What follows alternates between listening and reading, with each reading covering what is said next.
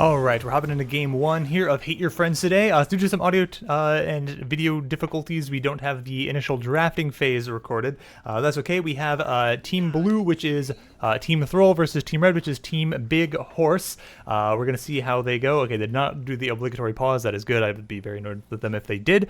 And we're going to hopefully have no more audio and technical issues here. And we'll see how game 1 of Hate Your Friends here shakes out. Let's real quick make sure that we are in full screen mode here to get a little bit extra FPS. Actually, it's a little more FPS than full screen mode there. And we'll see, it seems like the audio is a little bit quiet on this end. I've turned it down a little bit recently. We'll crank that up just a little bit here.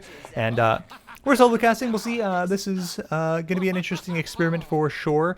Basically, it's going to be narrating what's going on in this Hate Your Friends draft. Don't think anyone's really going to be watching this, but hey, if you happen to catch it, what we do is we've got a team of 10 of us, or a group of 10 of us, sometimes a little more. I'm the 11th today. As such, I volunteered to cast. That way nobody had to awkwardly sit out, as I enjoy casting the games about as much as I enjoy playing them. Sometimes a little bit more when you're getting stomped on a little bit, which sometimes the games in Hate Your Friends can be a little bit lopsided depending on the how the drafts go. Because we split into 2 different teams. We pick a captain to head each team, and then those 2 captains draft the remaining 8 players, deciding both what role they're going to play and sometimes what champions they're on. The captains can have a little bit more sway than the players. They could tell them exactly what they want everyone on. That's kind of their prerogative. But for the most part, they tend to just pick players that they want and then hopefully kind of have the roles corresponding to go with it there.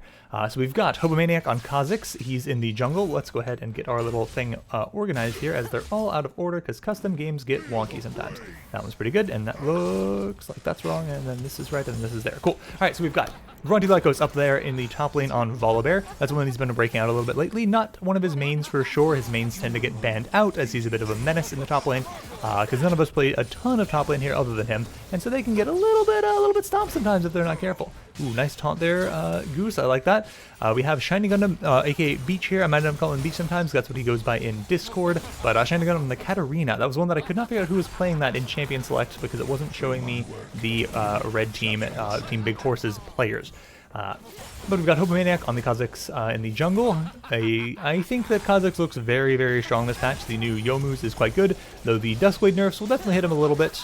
We are playing this fresh off the patch. Basically, we have no idea what's going on in this patch. It's going to be a little bit experimental. I think Jin is quite good. That's one that I was recommending to people, and I'm glad to see that Gratzyy decided to go with it, as I think he's quite strong. Nice dodge the stun there from the Volibear. Oh, you are very much in trouble there, Goose. You're going to need to flash, sir. Flash early. There you go. Good flash, good flash. Got the Ignite down at least from the Katarina there, and survived the initial gank. Rammus from Connor, Kirebo. Interesting. I've not seen him play Rammus before, and they hadn't had a hugely AD heavy team when he picked it either. I think he was 3rd pick or so. I know they had shown the Kha'Zix, the Soraka, and the Jin, but I think that was all they had shown. And so the Volibear could build a little bit hybridly to try to counter that, and but aside from that, they're not going to have a ton of magic damage. Having picked the Galio there into the Rammus, they're definitely going to have a hard time getting through that little spiky hedgehog. This is quite an aggressive stance here from Vronti, but I guess he knows that if he got that stun off, then he was looking pretty good in that trade. And we're just going to have a little bit of trading back and forth in the bot lane here. Looks like Zillion's out of mana. But the Katarina is ganking. I was wondering why they were going that hard. I wasn't looking at my mini-map, and Rammus is also nearby. This is going to get pretty bad pretty fast if they don't realize that Rammus is near as well. Okay, looks like they're both backing off. That's good stuff. Maybe the Zillion called these out of mana and these got it back, and they don't really want to go that in without their support there. Matchups that I'm most interested in, I think the top lane, we'll have to see how that goes. I think that the Gnar is a pretty good pick here into the Volibear, as he's got the range to cut him out early, but Gnar definitely can be a little bit exposed to ganks at times. If his Mega, like now, once this fades, I feel like Gratzyy is going to want to make a play on it. He's not waiting until it fades, which is quite an interesting play, given that he can probably just jump out, though Kha'Zix damage is pretty good, but he's a big beefy boy. He gets the stun. They might flash on him here. Nope, not going to. A little bit risky, as they know he has the flash as well. If that was a mini Gnar, that is a very dead Gnar. So I think that waiting that out might have been the better play, but it would have made for a bit of an awkward gank timing, as I think that Gratzyy Hobomaniac here, I might end up calling him Drew, as he wants to get back and start his second clear here. He did, I think he skipped his Krugs. Let's check his CS count here. He did not. He actually did a full clear. Okay, I missed it. They must have just already respawned because he had been up there for a little while. So he did full clear and get a pretty good gank off top lane. That's pretty good stuff from him. So they didn't blow the Gnar's flash. He was able to hold on to that. He did have to TP back into lane. So we got the TP prio now from the Volibear here, though he's probably going to back pretty soon here and get himself some items as he's farmed up pretty decently, I imagine, right? He's got 28 CS hits, so he's got himself a good bit of gold there. And he's going to get poked down just a little bit. Definitely going to be seeing a lot of the top lane matchup, as those tend to be where scuffles occur, but we're going to try to keep our eyes on the map in general here, see if anybody's trying to make any early plays for Dragon and such. Sometimes in Hate Your Friends, people are very aggressive on the objectives. Sometimes we just ignore Dragon until 15 minutes. It really depends on what the general vibe of the map is. And just overall confidence of the people jungling and such. Pretty good trade there from Goose. Doesn't really take too much damage on the backswing from Katarina there. Let's see how she's itemizing so far. She's going AD Katarina. Or it could be a little bit hybridy, I'm not sure. Those two items build into a lot of stuff, so I suppose it's possible that's like a Nashor's Tooth. I don't know if it's a longsword in that. I don't recall the recipe exactly. And they did just shuffle some recipes on me, so forgive me if I get some of these wrong. Anything that builds out of Noon Quiver is definitely going to confuse me, because those used to build out of something that I'm not. Those used to build into things that they no longer build into and such. Also, they shuffled up the mythics in the bot lane too, so gonna be a bit wonky as far as itemization goes. I'm a little bit unknowledgeable there. Again, I'm very amateur at this. Let's put it that way. Let's say that I'm quite the amateur at casting. I just enjoy it. It's a fun way to watch these games. This is quite the ambitious go from Vronti here, though I guess he does know he has that ultimate. Yep, okay, there's the flash. I think he wins this if he can stay on him, and he's got the flash to stay on him again, but once he starts, once he gets getting back, that's gonna be, there it is. There's the flash to get onto him. That's what I know he was looking for. I didn't know that he could pull it off, as you could probably say tell at the beginning. I was not sounding the most confident in Vronti there, but he does pull it off, and that is what he needed to do. Needed to stay in that melee range. Ooh, that was quite the nice link there to dodge the dash. And just clear the way. That doesn't really damage minions. Okay, but pretty good farm there. Early dragon there from Kha'Zix. Kha'Zix gets that isolated damage on the dragon, so he does quite a good bit of damage on that thing. We have Morbius, Nick himself on the Ezreal. That makes sense, okay. I had been talking to Nick about what ADCs we felt were good. The two that I told him were Jhin and Ezreal. Team Thrull picked the Jhin, and so he picked the Ezreal, so that makes sense. Then again, could be entirely wrong on this. This is I've played for one day on this patch, and these have just been what I felt good. Samira did not feel very good. Then again, I did build lethality and kind of ended away a little bit. So, could just be me. Maybe she is great. I don't know. Alright, looking at the map here, probably going to be fighting for Herald, I hope so. At least, hopefully, the teams both put a little bit of priority on that Herald there. As far as wards go, Vronti's one major weakness in top lane is he doesn't buy peak wards. He thinks that it's a waste of money, and I think he's dumb for it. But hopefully he'll get punished for it and feel like he should buy peak wards in the future. He won't. He will just keep dying, but, what can you do? Trades back in here, fourth in bot lane. I don't expect a ton of kills, given that we have Zilean and Soraka, two pretty safe supports here. A little bit of brawling in the top lane here as they're fighting with his ward. This could be a dead Mega Gnar, or he could get away as he's going to have his jump back up pretty soon here, and I think he'll be alright. There comes the stun, but I don't think it's going to amount to anything. He's just going to poke them off a little bit. He's doing alright. Gnar in Mega form, definitely harder to fight. That is twice now they've ganked him while he's Mega, which is definitely a little bit awkward. I think if they time those ganks a little bit better, they could definitely be more effective. That's a dead Soraka if I've ever seen one. Oh, maybe not. Maybe not. Oh, maybe not. Rammus doesn't have flash. My mistake. Oh, is it? Okay, there we go. The flash of the Soraka there. Rammus has Ghost. I thought he was going to flash taunt her there, and that would have been the end of the Soraka. If we can hit some shots here. Okay, that's a flash out of that. That is something. Okay. Last shot goes wide, it looks like. And that is, summoners all the way gone in bot lane for the most part. Zilean accepted. Both Jhin and Soraka and Ezreal have all of the summoners for the time being. Let's take a look at items and gold real quick here. See how we're doing. I don't remember how the hotkey to switch over to the gold counts. Shift. Tabs. Tab. Oh, nope. Okay, well, I'm not very used to the whole spectating thing at the moment. I also don't know how to lock the scoreboard here, so let's hold it down occasionally. I would like to get it up a little bit more commonly, but it is nice to have the big wide open map. So let's see, CS differences. Kha'Zix looks like he's up about 3 camps currently. Very even in top lane, pretty even in middle lane. Bit of advantage for the Jhin in bot lane, about 10 to 12 CS up here.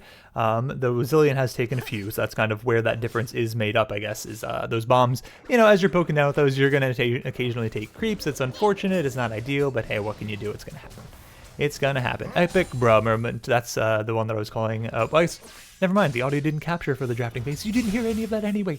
That is the person I've been calling Bacon, as that is what he goes by in Discord. Okay, really close fight there in the middle lane. Katarina nearly getting the solo on the Galio.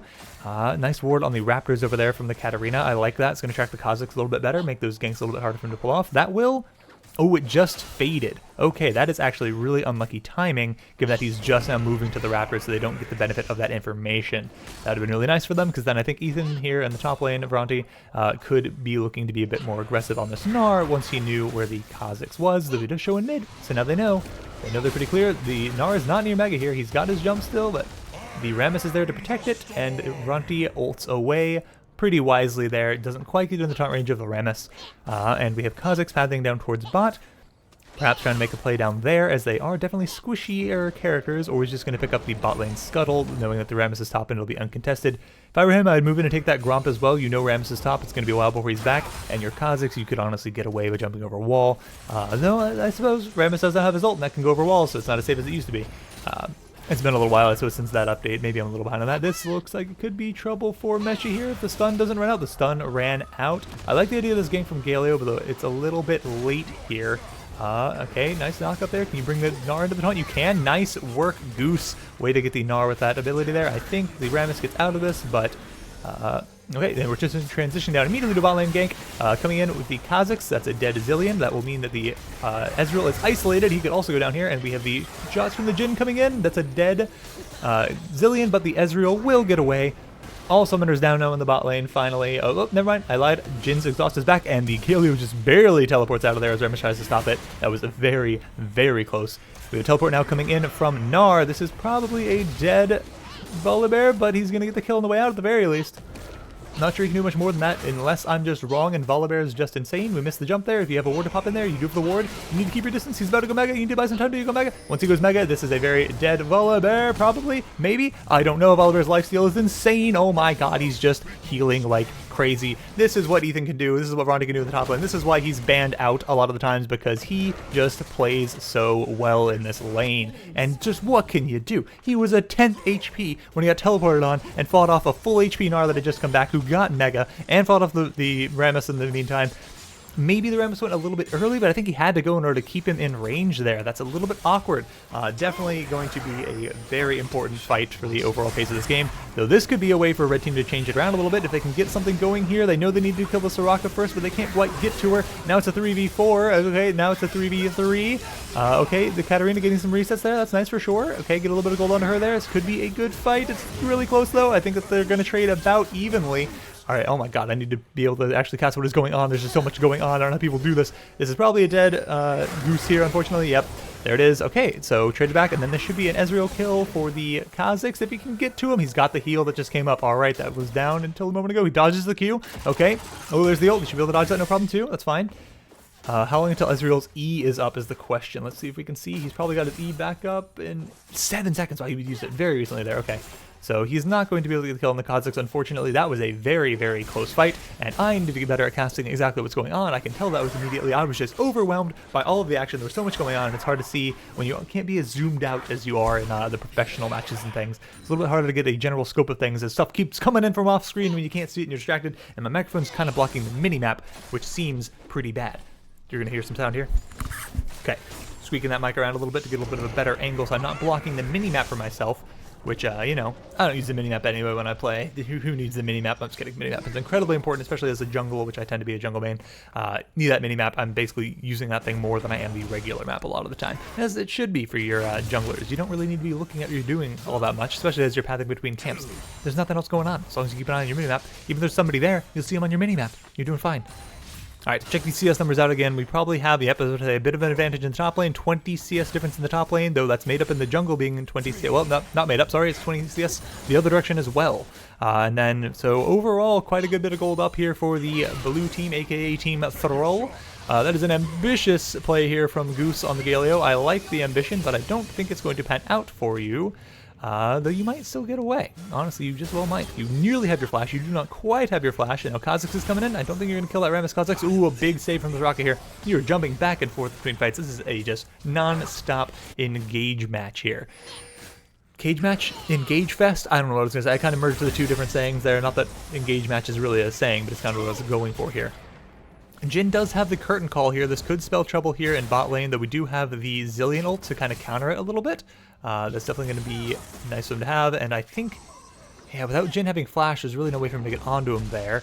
I worry for the Gnar as soon as he goes mini here. I worry that if they see Rammus bot lane, Vronti is going to jump on Meshi almost immediately. I think that is probably the only thing holding him back, other than him having a pretty good lane presence here. Lane position here. Of course, he has lane presence. He's up and he's a Volibear. That's got him lane presence for sure. Question is going to be, how well can Vronti convert this advantage on Volibear to the rest of the team fighting stage, or is he going to go Hull Breaker and just run it at himself? Run it top lane himself and just try to be enough of a distraction to create value for his team. I think that's where his head is going to be at, but we'll see. We tend to be a little bit more team fight heavy. Oh my goodness, yep, there it is. You had to know that was coming, Meshi. We didn't even see the Rammus on the battlefield, but he did see that he was low enough to make the play. I mean, what are you going to do? You're up an entire mythic, basically. Not that. It's not that bad. It's not that devastating yet, but it is now a 4-0 lead in the top lane. And I don't know this Katarina is going to be able to clean it up. I don't think you want to try, ma'am. I think you're going to find that this Volibear is harder to kill than you think, though I could be wrong. What do we have in the Katarina? We have Nashor Steel. Yes, it was Nashor Steel. I thought so, but I was not confident enough in that. Like I said, you're going to find that this Volibear is very, very hard to kill. We have some very rude chat going all in the all chat here. And we have a second dragon here being contested. This is going to be our second big objective fight of the game. Blue team gets the dragon, but let's see what happens in the ensuing fight. Gilly goes in for the taunt, keeping them all grouped up really, really nicely. We have interesting to go on the Kha'Zix, interesting of the Kha'Zix to go on the Rammus there. I know it's not really what you wanted, it's just kind of where you ended up positioning-wise. Let's see if you can find the Ezreal here, perhaps. That's kind of more what you should be looking for.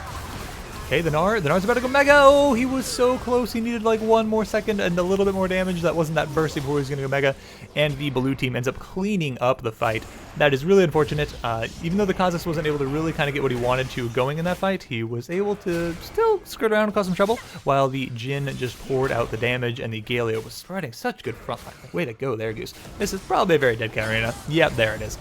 Yikes, yikes, yikes, yikes, yikes. The blue team is running away with this one. I think we'll likely be going to a game 2 sooner rather than later. Though that being said, there have been bigger throws in Hate Your Friends in the past. We'll see if a red team has it in them to hold in there, or if maybe they get a little bit tilted. That's going to happen to Hate Your Friends sometimes. You know, it happens, but honestly, they've got a pretty decent comp, I think. I think the Zillion could generate some value, and all it takes is one good fight for Katarina to get herself right back in the game with a bunch of resets. It's like Viego. You can be behind a little bit, you pick up just one series of good fights, or one good series of resets in a fight, and you can be off for the races. Just absolutely off for the races. So we'll see.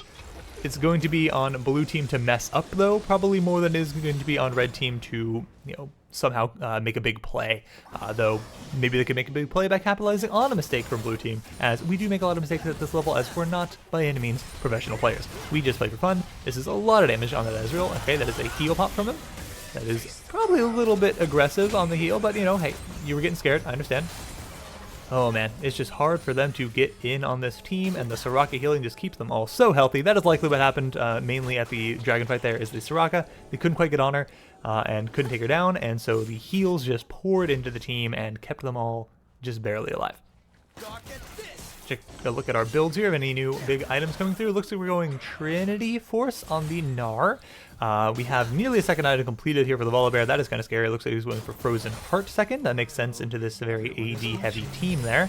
Though he did go interesting. He did go for the Plated Steel Caps over the Merc Treads. I thought maybe he'd go Merc Treads just because the Rammus could be annoying for him in fights, but if he's planning on mainly going top lane and just dealing with his Gnar 1v1, then he could just be itemizing all in for that matchup, expecting to maybe go third item Hullbreaker or something, just kind of take it to them. Also, it was unclear if the Katarina was going to be AD or AP. Always a little hard to tell there. Their builds look very similar until you get that first item completed, then you can really see. Okay. And let's see here, we have a bit of experience advantage on the Ezreal over the Jhin, though that is likely due to the Zillion passive more than anything. CS numbers looking like they're definitely skewing towards Team Thrull in the blue side here, but the Katarina is keeping up quite nicely, and Katarina will be quite scary if, again, she gets like that one good fight where she gets a few kills and gets a bit of extra itemization under her belt. In that sort of case, she can start to really pop off. One of the things that drives me crazy about Katarina is you can keep her shut down for quite a while, and then when one thing goes wrong, it's like all of your hard work for this game so far has just completely been undone, and she might take over the game. But that being said, there is a good bit of CC on the other team. Those taunts from Galio are going to be very effective on the Katarina, and I think the fact that Vronti is so strong and can easily deal with her if she tries to go to a side lane or something is going to be a problem. Alright, we have Galio up against the Neganar up here. Let's see how this one goes. Both of them are probably about equal in strength here. The bot lane of Volibear is definitely the strongest of the players here right now. But it is not a 1v1, unfortunately, anymore. It is now a 2v1. The Kha'Zix comes in and cleans up the Gnar. Meshi is not having a good day. He is 0-6-0. He is just having a hard time. So it goes. They tried to put some attention towards Vronti early, and he really shrugged it off really nicely. Getting that double kill when they tried to teleport back in was probably the moment which this became completely out of reach for Meshi to do really anything with. Okay, Goose, you're sticking around a little bit. You're a little bit low here, but the team isn't quite there for Team Big Horse. So again, let's see where the itemization is. I imagine Vronti here will likely back shortly and pick up his Frozen Heart. Then we'll see if he's going to work towards Hole Breaker or not. It feels like he probably should, given that he is eating up a lot of pressure in the side lanes here at the moment. Vronti, this is a bit aggressive as you don't have your ult and you don't know where anybody is. This might be a time to run a little bit. Ooh, the Jhin is nearby enough, though. That could make a difference. Could make a little bit of difference. The heal coming through. Okay, you want to get out of there, sir. Get out of there. Zillion's here, so even if you would get the kill, he's going to revive him anyway. Team is nearby, though, for Team Thrull. No, it's about to go Mega. I'm not sure you want to jump on that one, Kha'Zix. That's a bit ambitious for sure. Jhin just out here poking and stuff. The dragon has spawned. That's why everybody's moved it down here really quickly. I don't have the timers on those. Let me get those up for us. Is that high? I think high. Yes. Show me the objective timers. There we go. That'll help keep a little bit of an eye on things in the future. Again, this is the first time I've really recorded anything here, so we are experimenting a little bit. We are showing the wrong thing. Are you kidding me? The entire freaking time?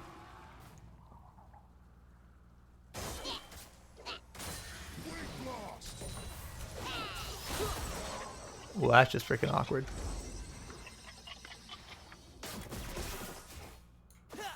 Well, that's quite the technical difficulty, isn't it? When did that happen? How did that happen? Why did that happen? Why did you go? Is it only at full screen? When did we stop capturing that? Well, we're back now. That was terrible. Oh man, this is why you do dry runs of everything. Okay.